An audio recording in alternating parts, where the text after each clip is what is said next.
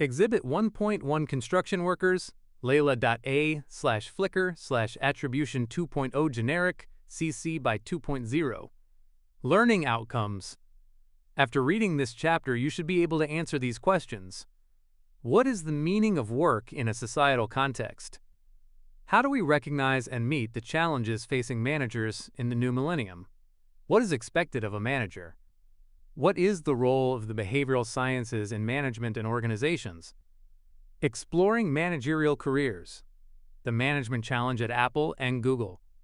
When Apple was developing iOS 10, a group of 600 engineers was able to debug, develop, and deploy the new programming within 2 years. Contrarily, Microsoft engineers were able to develop and execute the programming on Vista, but it took considerably longer and was a bigger undertaking, with almost 6,000 engineers at hand. What was the difference?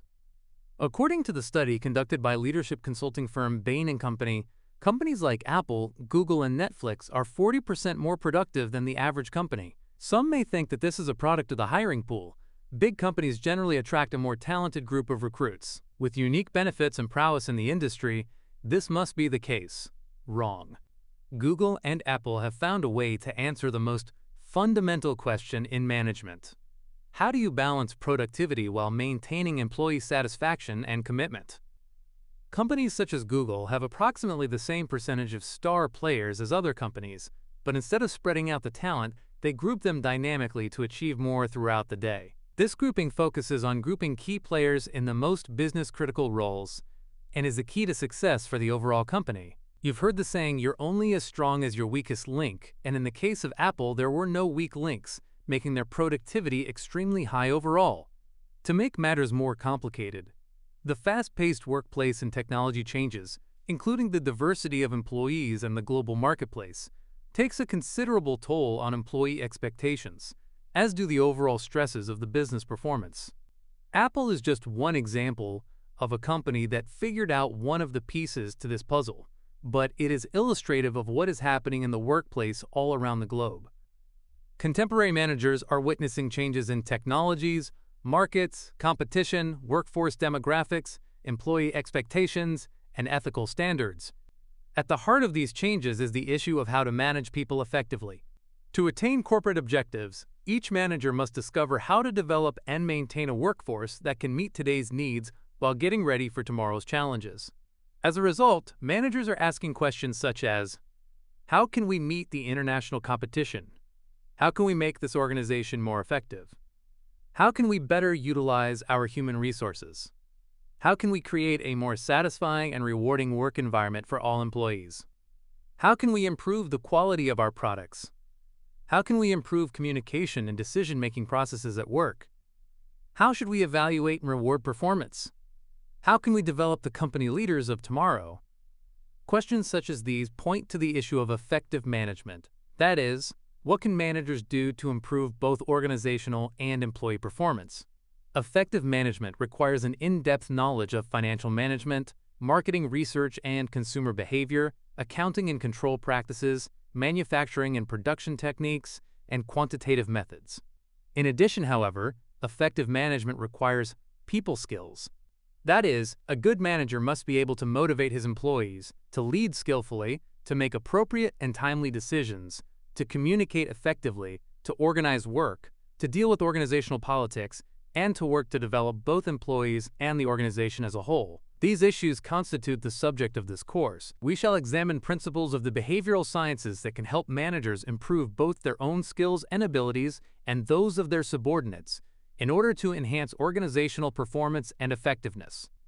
As a prelude to this analysis, we begin with a brief look at the natures of work and of management. Contemporary challenges are discussed. Next, we consider a model of organizational behavior that will serve as a guide throughout the study of management and organizational behavior. We begin with an examination of work. What is the meaning of work in a societal context? The meaning of work? What is work? And how do people feel about the work they do? These questions may be answered from several perspectives. Perhaps one of the best ways to understand how people feel about their jobs is simply to ask them. A number of years ago, Chicago writer Studs Terkel did exactly that. How did the people he interviewed feel about their jobs? Here are some excerpts from his book, Working Point 1. I'm a dying breed, a laborer, strictly muscle work. Pick it up, put it down, pick it up, put it down. You can't take pride anymore. You remember when a guy could point to a house he'd built, how many logs he stacked. He built it, and he was proud of it. Steelworker, page 1. I changed my opinion of receptionists because now I'm one. It wasn't the dumb broad at the front desk who took telephone messages. She had to be something else. Because I thought I was something else, I was fine until there was a press party. We were having a fairly intelligent conversation. Then they asked me what I did. When I told them, they turned around to find other people with name tags. I wasn't worth bothering with. I wasn't being rejected because of what I said or the way I talked, but simply because of my function. Receptionist, page 57. People ask me what I do. I say, I drive a garbage truck for the city. I have nothing to be ashamed of. I put in my 8 hours. We make a pretty good salary. I feel I earn my money. My wife's happy. This is the big thing. She doesn't look down at me. I think that's more important than the white-collar guy looking down at me. Sanitation truck driver. I'm human. I make mistakes like everybody else. If you want a robot, build machines. If you want human beings, that's what I am. Policeman, page 186. I usually say I'm an accountant. Most people think it's somebody who sits there with a green eye shade and his sleeves rolled up with a garter, poring over books, adding things, with glasses. I suppose a certified public accountant has status. It doesn't mean much to me. Do I like the job or don't I? That's important. Accountant. The boss lost his secretary. She got promoted. So they told this old timekeeper she's to be his secretary assistant. Oh, she's in her glory. No more money or anything, and she's doing 2 jobs all day long. She's rushing and running. All the time, all day. She's a nervous wreck. And when she asked him to write her up for an award, he refused. That's her reward for being so faithful, obedient. Process clerk, page 461. Examples such as these, and there are many, many more, show how some employees view their jobs and the work they perform. Obviously, some jobs are more meaningful than others, and some individuals are more easily satisfied than others. Some people live to work, while others simply work to live. In any case, people clearly have strong feelings about what they do on the job and about the people with whom they work. In our study of behavior in organizations, we shall examine what people do, what causes them to do it, and how they feel about what they do. As a prelude to this analysis, however, we should first consider the basic unit of analysis in this study, work itself. What is work, and what functions does it serve in today's society? Work has a variety of meanings in contemporary society. Often we think of work as paid employment, the exchange of services for money. Although this definition may suffice in a technical sense, it does not adequately describe why work is necessary. Perhaps work could be more meaningfully defined as an activity that produces something of value for other people. This definition broadens the scope of work and emphasizes the social context in which the wage-effort bargain transpires. It clearly recognizes that work has purpose. It is productive. Of course, this is not to say that work is necessarily interesting or rewarding or satisfying. On the contrary, we know that many jobs are dull, repetitive, and stressful. Even so, the activities performed do have utility for society at large. One of the challenges of management is to discover ways of transforming necessary yet distasteful jobs into more meaningful situations that are more satisfying and rewarding for individuals and that still contribute to organizational productivity and effectiveness. Functions of work. We know why work activities are important from an organization's viewpoint. Without work, there is no product or service to provide. But why is work important to individuals? What functions does it serve? First, work serves a rather obvious economic function. In exchange for labor, individuals receive necessary income with which to support themselves and their families. But people work for many reasons beyond simple economic necessity. Second, work also serves several social functions. The workplace provides opportunities for meeting new people and developing friendships. Many people spend more time at work with their coworkers than they spend at home with their own families. Third, work also provides a source of social status in the community. One's occupation is a clue to how one is regarded on the basis of standards of importance prescribed by the community. For instance, in the United States, a corporate president is generally accorded greater status than a janitor in the same corporation. In China, on the other hand, great status is ascribed to peasants and people from the working class. whereas managers are not so significantly differentiated from those they manage. In Japan, status is first a function of the company you work for and how well known it is, and then the position you hold. It is important to note here that the status associated with the work we perform often transcends the boundaries of our organization. A corporate president or a university president may have a great deal of status in the community at large because of his position in the organization. Hence, the work we do can simultaneously represent a source of social differentiation and a source of social integration. Fourth, work can be an important source of identity and self-esteem, and, for some, a means for self-actualization. It provides a sense of purpose for individuals and clarifies their value or contribution to society. As Freud noted long ago, work has a greater effect than any other technique of living in binding the individual more closely to reality. In his work, he is at least securely attached to a part of reality, the human community. 2. Work contributes to self-esteem in at least 2 ways. First, it provides individuals with an opportunity to demonstrate competence or mastery over themselves and their environment. Individuals discover that they can actually do something. Second, work reassures individuals that they are carrying out activities that produce something of value to others, that they have something significant to offer. Without this, the individual feels that they have little to contribute and is thus of little value to society. We clearly can see that work serves several useful purposes from an individual's standpoint. It provides a degree of economic self-sufficiency, social interchange, social status, self-esteem, and identity. Without this, individuals often experience sensations of powerlessness, meaninglessness, and normlessness, a condition called alienation. In work, individuals have the possibility of finding some meaning in their day-to-day activities, if, of course, their work is sufficiently challenging. When employees are not involved in their jobs because the work is not challenging enough, they usually see no reason to apply themselves, which, of course, jeopardizes productivity and organizational effectiveness. This self-evident truth has given rise to a general concern among managers about declining productivity and work values. In fact, concern about this situation has caused many managers to take a renewed interest in how the behavioral sciences can help them solve many of the problems of people at work. Concept check. Define work. What functions does work serve in modern society? How do we recognize and meet the challenges facing managers in the new millennium? It has often been said that the only constant in life is change, and nowhere is this truer than in the workplace. As one recent study concluded, the United States is a competitive location to the extent that firms operating in the U.S. are able to compete successfully in the global economy while supporting high and rising living standards for the average American. Although the U.S. retains profound competitive strengths, for instance, in higher education and entrepreneurship, those strengths are increasingly threatened by weaknesses in areas such as the tax code, basic education, macroeconomic policies, and regulation.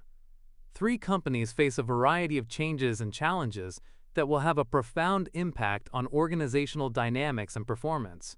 In fact, in many ways, these changes and challenges will determine who will survive and prosper into the next century and who will not. Among these challenges are the following. The challenge of international competition.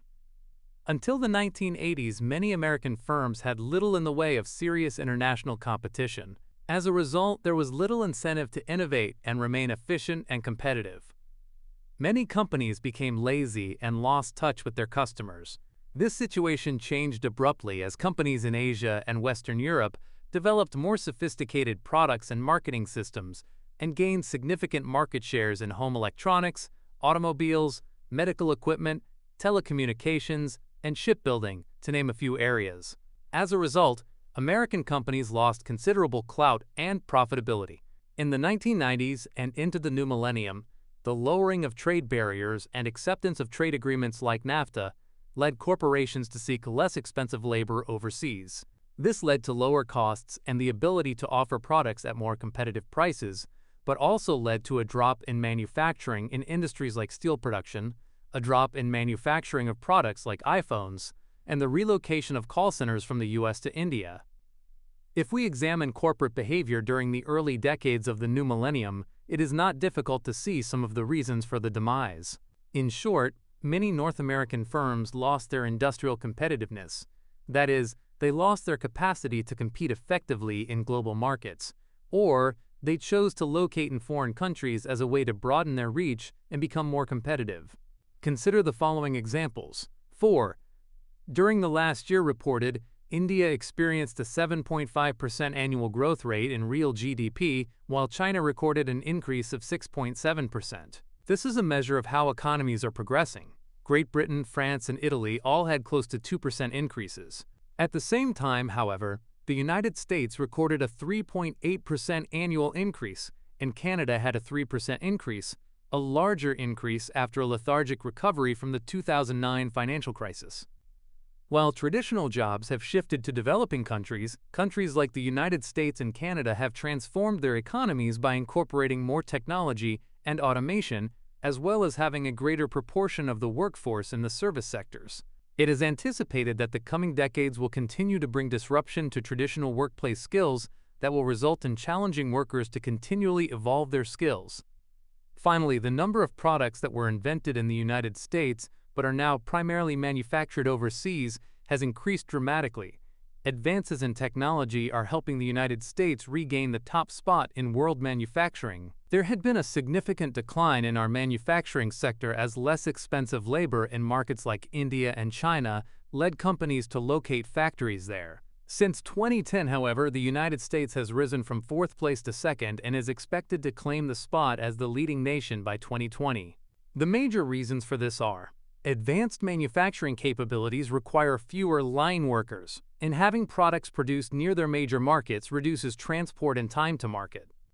Considering several indicators of the relative competitiveness of economies using 7 metrics, the U.S. performs quite well. The 7 metrics are institutions, infrastructure, macroeconomic environment, health and primary education, higher education and training, goods market efficiency, and labor market efficiency. When taking all of these factors into consideration, see Table 1.1, the United States ranks very well and has an environment of stable growth. One challenge is that workers will need to be nimble and evolve as new skills arise, and will need to embrace continuous education and training as a way of managing their careers. Global Competitive Index. Rank country/economy score distance from best. 1 Switzerland 5.9, 0.00% from best. 2 United States 5.9, 0.09% from best. 3 Singapore 5.7, 2.60% from best. 4 Netherlands 5.7, 3.34% from best. 5 Germany 5.7, 3.46% from best. 6 Hong Kong 5 Saudi Riyals and 50 Halalas 5.56% from best. 7 Sweden 5.5, 5.78% from best. 8 United Kingdom 5.5, 5.99% from best. 9 Japan 5.5, 6.19% from best. 10 Finland 5.5, 6.29% from best.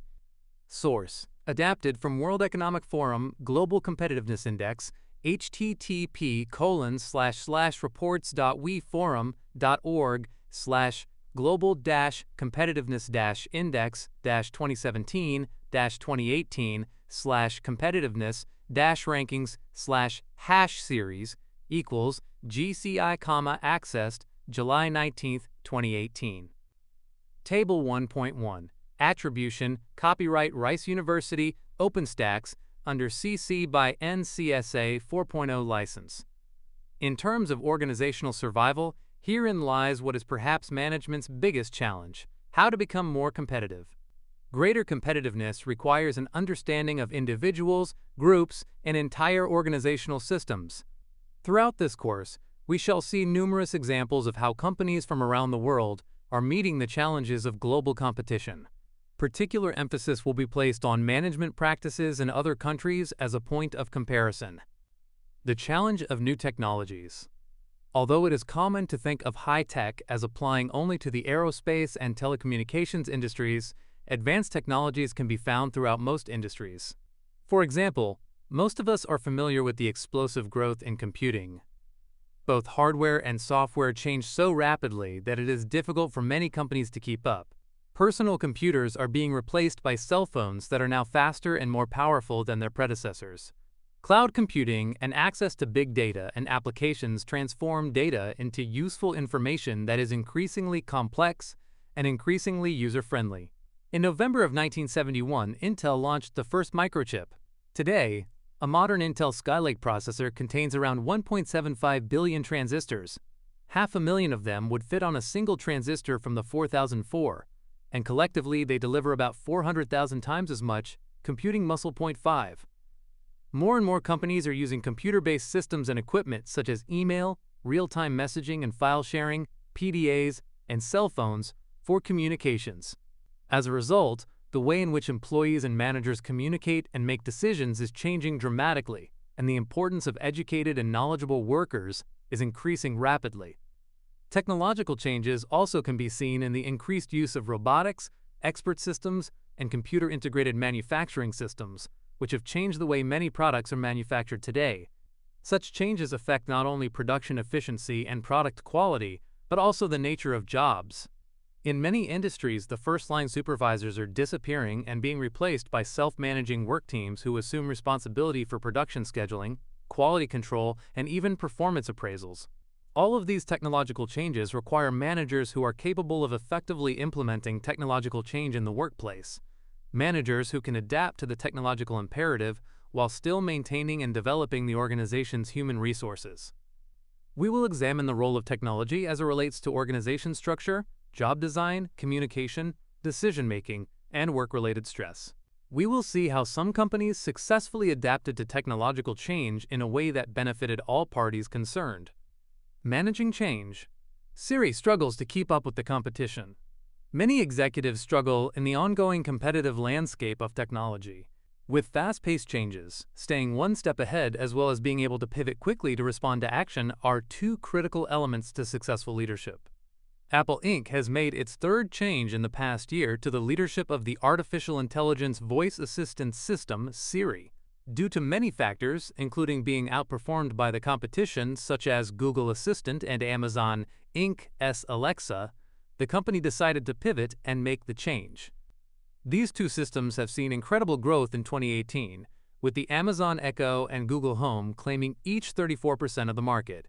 Now John Giannandrea, formerly Google's head of search and AI, has joined the Apple team and is tasked with getting on the rivals level from which he came, Verge 2018. He will be challenged not only by having a new culture and company to fit into, but also by finding a good balance on how to innovate in his new role, as well as taking the best practices that he has from his previous role and applying it to boost the success of the Apple artificial intelligence. Keys to his success will be how quickly he can adapt to the new role, learning, adapting, and making changes along the way to bring Apple back to the playing field of artificial intelligence. Question 1. What other challenges would a new executive have coming from a competing company? Question 2. How much change is too much? What cautions should Apple be concerned about with all of the turnover for this position? The challenge of increased quality. The challenge of industrial competitiveness incorporates several interrelated factors, including an appropriate product mix, manufacturing efficiency, effective cost controls, investment in research and development, and so forth. Not to be ignored in this pursuit is the quest for increased quality control of the products and services offered in the marketplace. Total quality management, TQM, is a term often used to describe comprehensive efforts to monitor and improve all aspects of quality within a firm. BMW established and continues to maintain its reputation in part because customers have come to respect its high level of quality. Quality is also a major reason for the success of many Japanese products in North America. Simply put, if companies are going to compete, renewed efforts must be devoted to enhanced quality assurance. This, too, is a management challenge. How can managers get employees to care about the products they produce or the services they offer? In this book, we will consider both the issue of quality control, what is it, and mechanisms of ensuring improved product quality. How do we get it? Moreover, quality control includes several organizational issues. For instance, how can managers get parties who are traditionally independently associated with a product to work together to build a better product? That is, how can they get the design staff, manufacturing engineers, workers, suppliers, and potential customers to come together and cooperate in developing and manufacturing a superior product? Later in the book, we will examine several instances in which such teamwork played a major role in quality improvement. The challenge of employee motivation and commitment. A major hurdle in the pursuit of industrial competitiveness is the traditional adversarial relationship between management and workers. Whether a company is unionized or not, we see situations in which the average employee simply sees no reason to increase output or to improve the quality of existing outputs. Frequently, the company's reward system restricts rather than increases performance. At other times, rewards encourage employees to increase quantity at the expense of quality. Furthermore, North American companies often view their workforce as a variable expense, in contrast to Japan, where the workforce is viewed as a fixed expense, and lay workers off when they are not needed for short-run activities. As a result, returning the favor, employees see little reason to be committed or loyal to their employers. Turnover and absenteeism rates are often unreasonably high, further eroding performance efficiency and effectiveness. If companies are to succeed in an increasingly turbulent environment, managers must discover better ways to develop and motivate employees. A company's human resources often represent its biggest single asset, and failing to properly nurture this asset leads to suboptimal return on an organization's resources. Part of solving this problem involves knowing and understanding today's employees. Exhibit 1.2 illustrates the various characteristics employees consider important in their employers. Overall, employees seem to have a fairly positive outlook on their employers. As illustrated in Exhibit 1.3, however, many millennials do not see their tenure lasting for a long period and expect to have another job soon. This problem is made all the more difficult by the changing nature of occupations. As shown in Table 1.2, we are seeing a sharp increase in the number of technicians, service workers, and sales workers. Growth also can be expected in engineering and managerial positions. These changes require a new look at how such employees are motivated. For example, do we motivate an engineer the same way we motivate a sales representative? How do we motivate senior executives as opposed to junior managers?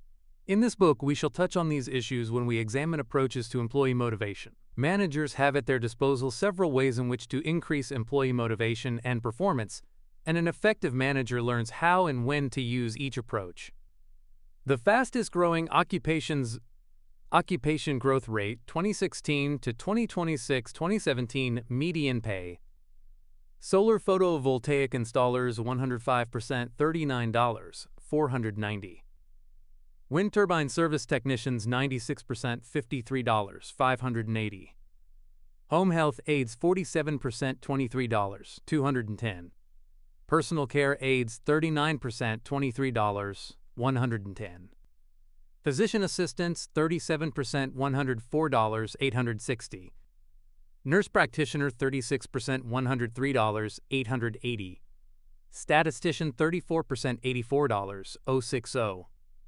Physical therapist assistant 31% $57, $440.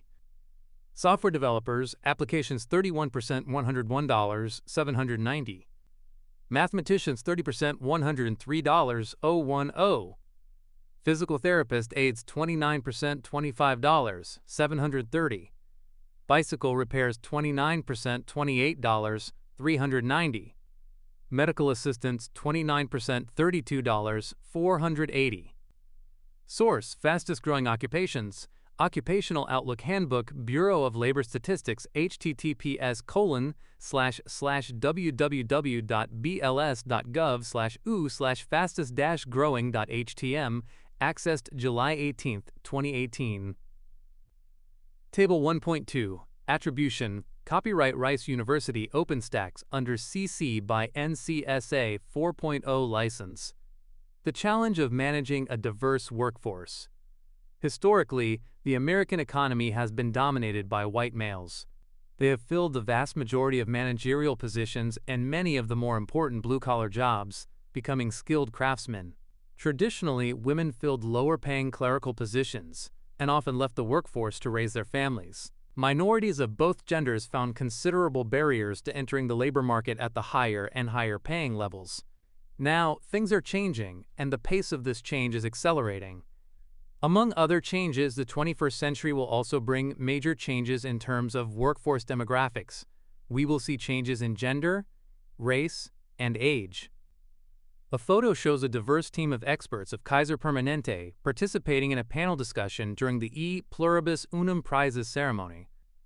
Exhibit 1.4 Kaiser Permanente, the winner of the E Pluribus Unum Corporate Leadership Award. Kaiser Permanente focuses on the elimination of racial and ethnic healthcare disparities and has been in the vanguard of efforts to create innovative, scalable approaches that address the cultural and linguistic needs of patients and thereby improve overall healthcare quality and outcomes. Its industry-leading training, testing, and certification process for multilingual staff who serve as healthcare interpreters, as well as for the physicians who speak with patients in languages other than English, helps to improve the quality of patient care while also capitalizing on the organization's diverse workforce. Credit, TED ITEN/Flickr, Attribution Share-alike 2.0 Generic, CC by SA 2.0. For example, we are seeing a drop in the percentage of white American-born male workers in the workplace. Only 15% of new entrants into the workforce will be white males. 0.6. The percentages for non-whites and immigrants of both genders will increase. See Exhibit 1.5.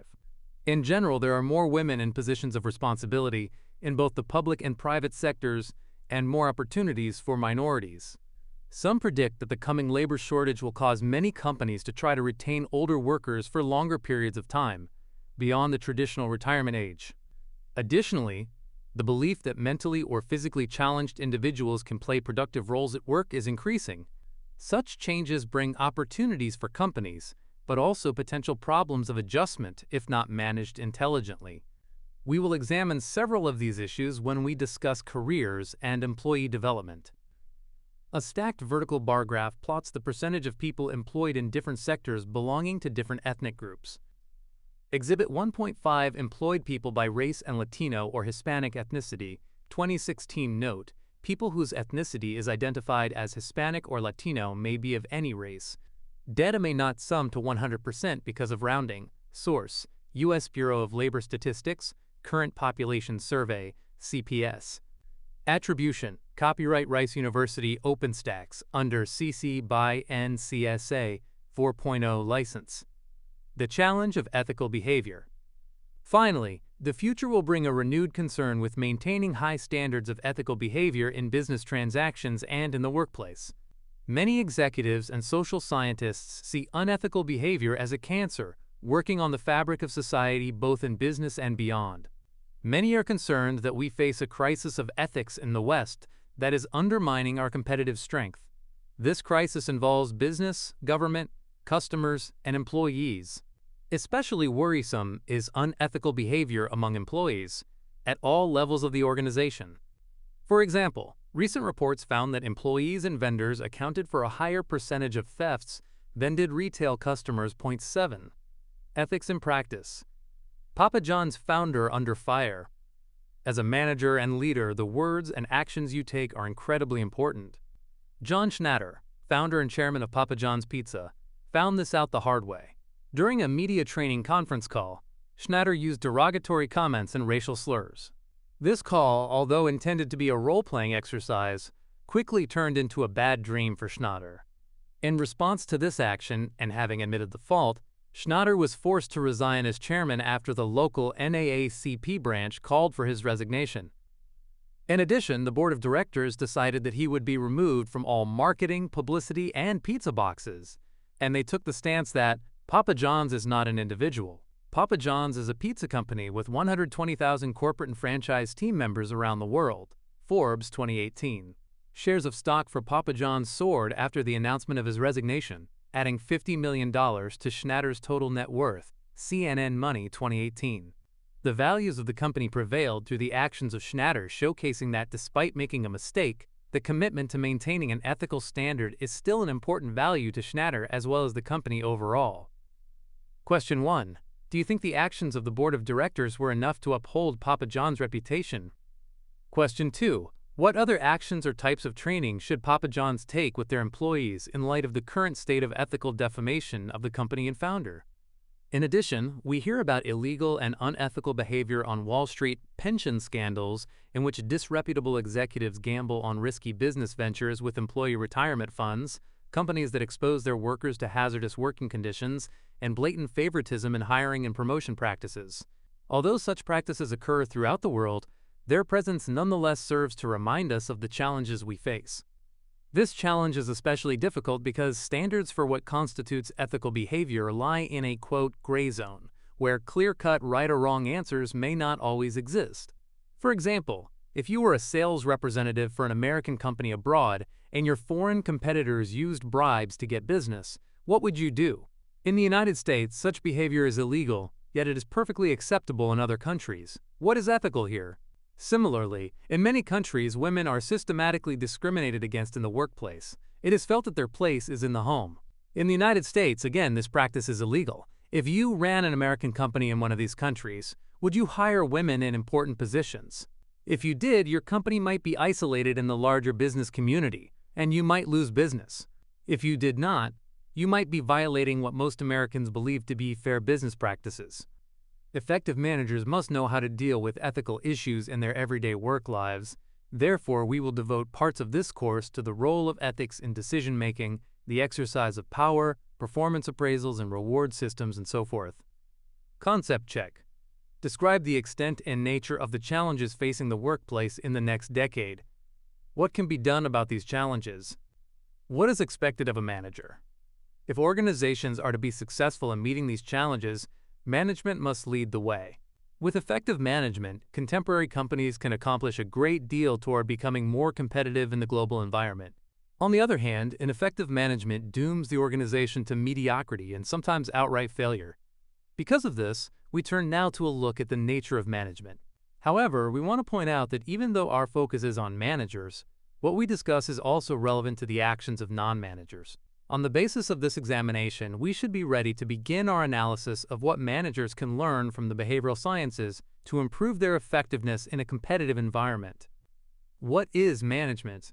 Many years ago, Mary Parker Follett defined management as the art of getting things done through people. A manager coordinates and oversees the work of others to accomplish ends they could not attain alone. Today, this definition has been broadened. Management is generally defined as the process of planning, organizing, directing, and controlling the activities of employees in combination with other resources to accomplish organizational objectives. In a broad sense, then, the task of management is to facilitate the organization's effectiveness and long-term goal attainment by coordinating and efficiently utilizing available resources. Based on this definition, it is clear that the topics of effectively managing individuals, groups, or organizational systems is relevant to anyone who must work with others to accomplish organizational objectives. Management exists in virtually all goal-seeking organizations, whether they are public or private, large or small, profit-making or not-for-profit, socialist or capitalist. For many, the mark of an excellent company or organization is the quality of its managers. Managerial responsibilities. An important question often raised about managers is, what responsibilities do managers have in organizations? According to our definition, managers are involved in planning, organizing, directing, and controlling. Managers have described their responsibilities that can be aggregated into 9 major types of activities. These include long-range planning. Managers occupying executive positions are frequently involved in strategic planning and development. Controlling. Managers evaluate and take corrective action concerning the allocation and use of human, financial, and material resources. Environmental scanning. Managers must continually watch for changes in the business environment and monitor business indicators such as returns on equity or investment, economic indicators, business cycles, and so forth. Supervision. Managers continually oversee the work of their subordinates. Coordinating. Managers often must coordinate the work of others, both inside the work unit and out. Customer relations and marketing. Certain managers are involved in direct contact with customers and potential customers. Community relations. Contact must be maintained and nurtured with representatives from various constituencies outside the company, including state and federal agencies, local civic groups, and suppliers. Internal consulting. Some managers make use of their technical expertise to solve internal problems, acting as inside consultants for organizational change and development. Monitoring products and services. Managers get involved in planning, scheduling, and monitoring the design, development, production, and delivery of the organization's products and services. As we shall see, not every manager engages in all of these activities. Rather, different managers serve different roles and carry different responsibilities, depending upon where they are in the organizational hierarchy. We will begin by looking at several of the variations in managerial work. Variations in managerial work. Although each manager may have a diverse set of responsibilities, including those mentioned above, the amount of time spent on each activity and the importance of that activity will vary considerably. The two most salient perceptions of a manager are 1. The manager's level in the organizational hierarchy, and 2. The type of department or function for which they are responsible. Let us briefly consider each of these. Management by level. We can distinguish three general levels of management: executives, middle management, and first-line management. See Exhibit 1.6. Executive managers are at the top of the hierarchy and are responsible for the entire organization, especially its strategic direction. Middle managers, who are at the middle of the hierarchy, are responsible for major departments and may supervise other lower-level managers. Finally, first-line managers supervise rank-and-file employees and carry out day-to-day activities within departments. A diagram illustrates the levels in the management hierarchy, represented as a pyramid. Exhibit 1.6 levels in the management hierarchy, attribution copyright Rice University OpenStax under CC by NCSA 4.0 license. Exhibit 1.7 shows differences in managerial activities by hierarchical level. Senior executives will devote more of their time to conceptual issues, while first-line managers will concentrate their efforts on technical issues. For example, top managers rate high on such activities as long-range planning, monitoring business indicators, coordinating, and internal consulting.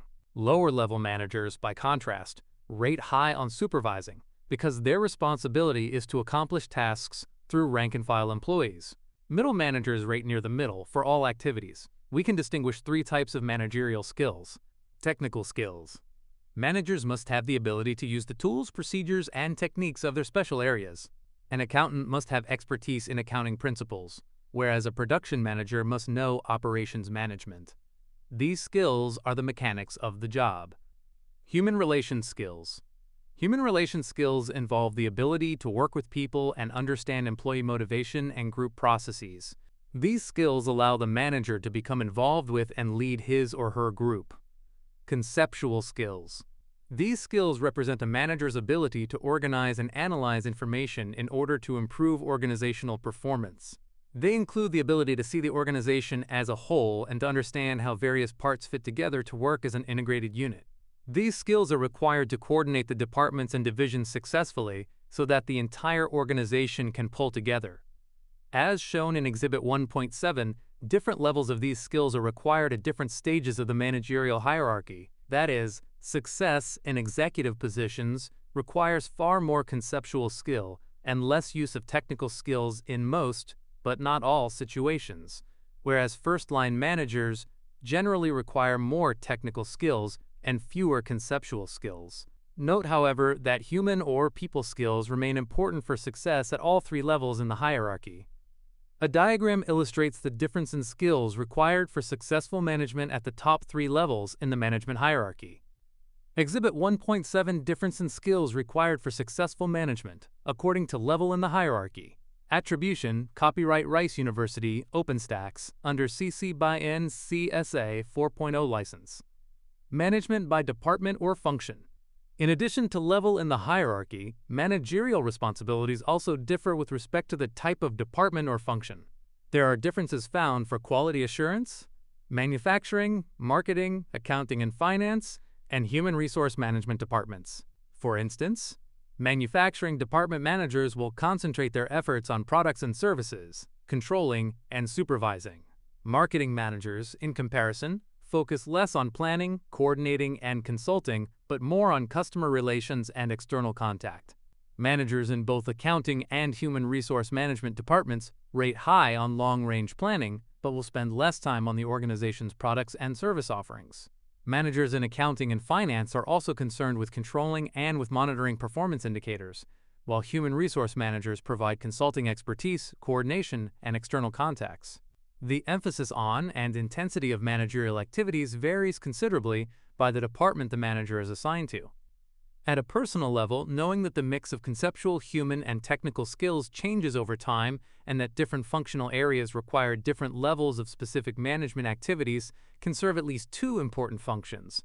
First, if you choose to become a manager, Knowing that the mix of skills changes over time can help you avoid a common complaint that often young employees want to think and act like a CEO before they have mastered being a first-line supervisor. Second, knowing the different mix of management activities by functional area can facilitate your selection of an area or areas that best match your skills and interests. In many firms, managers are rotated through departments as they move up in the hierarchy.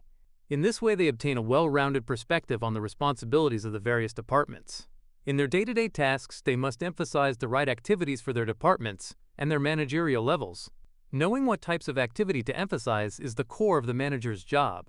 In any event, we shall return to this issue when we address the nature of individual differences in the next chapter. The 21st Century Manager. We discussed above many of the changes and challenges facing organizations in the 21st century. Because of changes such as these, the managers and executives of tomorrow will have to change their approaches to their jobs if they are to succeed in meeting the new challenges. In fact, their profiles may even look somewhat different than they often do today. Consider the 5 skills that Fast Company predicts that successful future managers, compared to the senior manager in the year 2000, will need. The 5 skills are the ability to think of new solutions, being comfortable with chaos, an understanding of technology, high emotional intelligence, and the ability to work with people and technology together. For the past several decades, executive profiles have typically looked like this.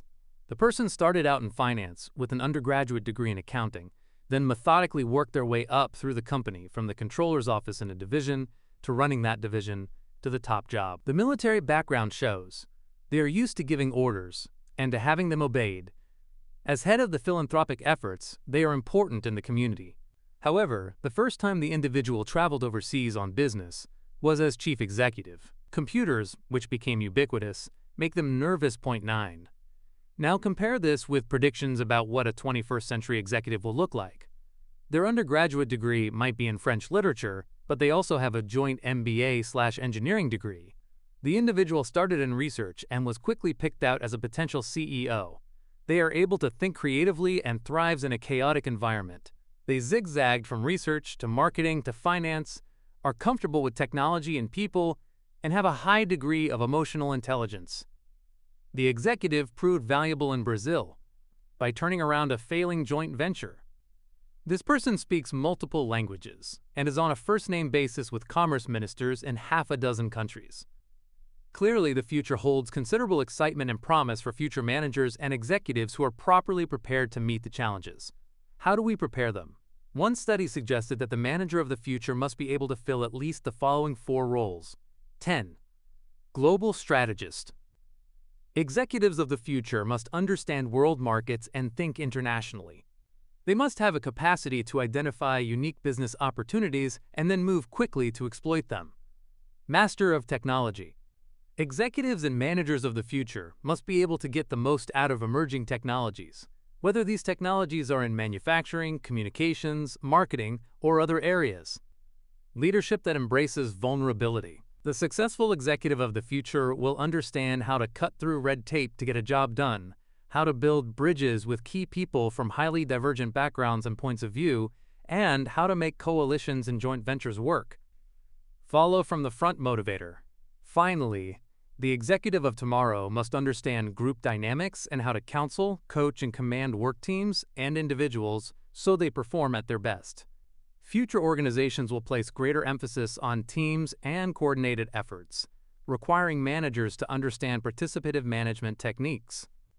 Great communicator. To this list of 4, we would add that managers of the future must be great communicators. They must be able to communicate effectively with an increasingly diverse set of employees, as well as customers, suppliers, and community and government leaders. Whether these predictions are completely accurate is difficult to know.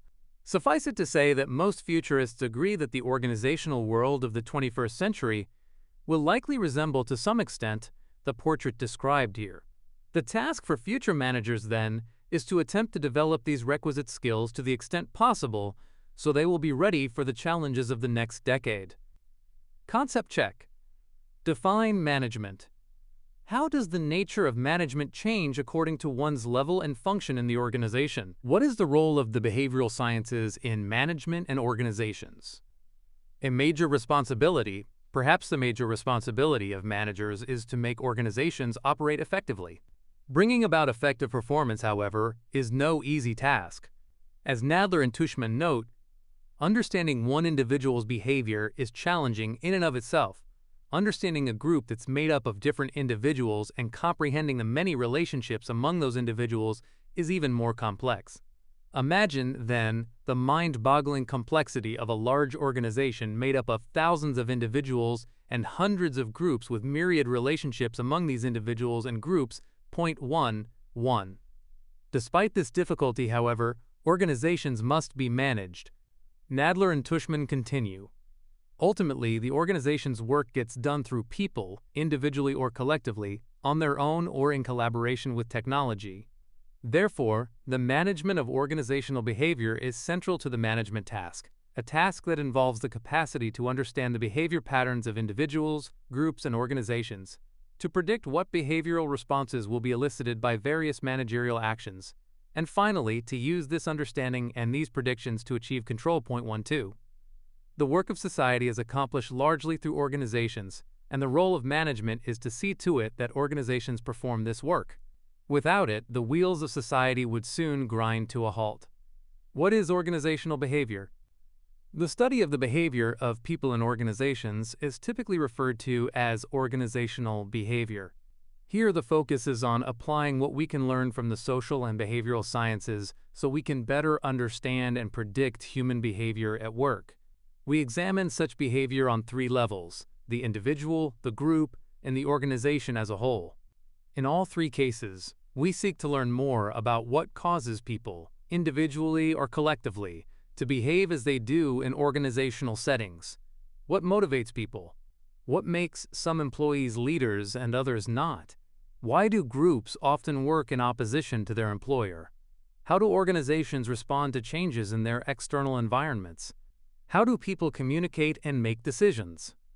Questions such as these constitute the domain of organizational behavior and are the focus of this course. To a large extent, we can apply what has been learned from psychology, sociology, and cultural anthropology. In addition, we can learn from economics and political science. All of these disciplines have something to say about life and organizations.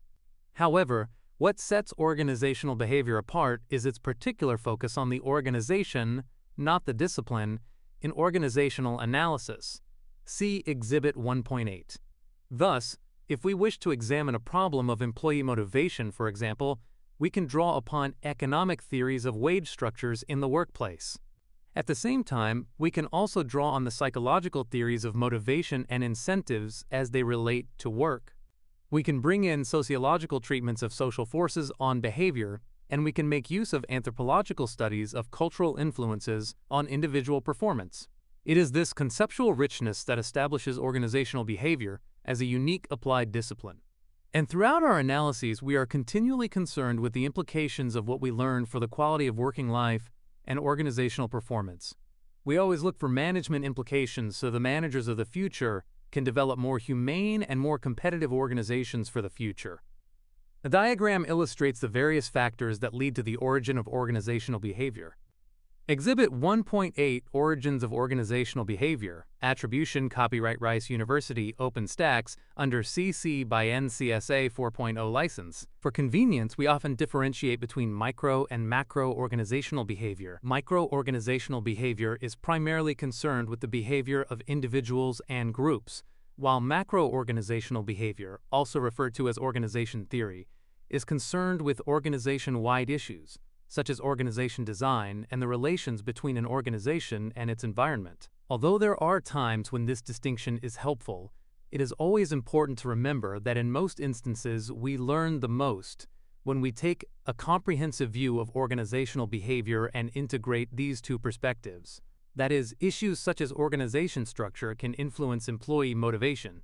Hence, by keeping these two realms separate, we lose valuable information that can help us better understand how to manage organizations. A photo shows a close-up portrait of Xinyu Liu posing at the camera.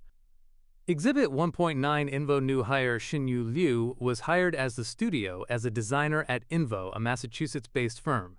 Prior to joining Invo, she was a user experience researcher at Samsung, where she investigated how to apply future technologies in everyday living.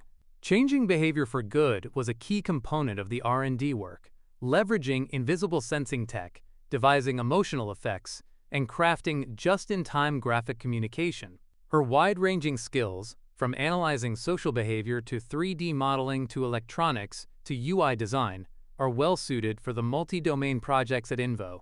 As part of the employee selection process, the hiring managers at Invo needed to recognize that their employees come from various backgrounds and have varying abilities and skills, differing motivational levels, and different ambitions. Within the organizational context, they needed to consider how Shinyu would fit on the team in the areas of communication, decision-making, and leadership, and how she would handle power and organizational politics as she carried out her responsibilities.